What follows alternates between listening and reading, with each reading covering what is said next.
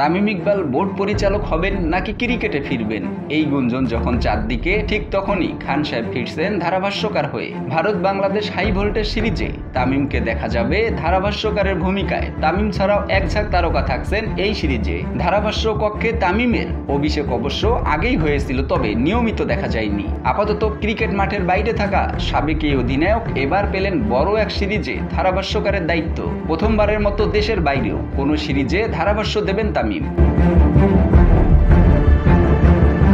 ভারতের টাইগাররা 2টি টেস্ট এবং 3 ম্যাচে টি-20 খেলবে। 5টি ম্যাচে শোনা যাবে তামিমের কণ্ঠস্বর। এছাড়া বাংলাদেশ থেকে আসেন খ্যাতনামা ধারাভাষ্যকার আতার আলী খান। তামিমকে প্রথমবার ধারাভাষ্যে দেখা যায় 2022 সালে বিপিএলে। এরপর নিউজিল্যান্ডের বিপক্ষে হোম টেস্টের সিরিজেও দেখা গেছে একই ভূমিকায়। 2023 সালের ডিসেম্বরে বাংলাদেশ নিউজিল্যান্ড ম্যাচে মিরপুর টেস্টে ধারাভাষ্য দিয়েছেন তামিম। ইংরেজি মাধ্যমে পড়াশোনা করার পাশাপাশি বাংলাদেশকে আন্তর্জাতিক অঙ্গনে নেতৃত্ব দেওয়ার ধারাভাষ্যে বেশ সাবলীল চট্টগ্রামের এই ক্রিকেটার।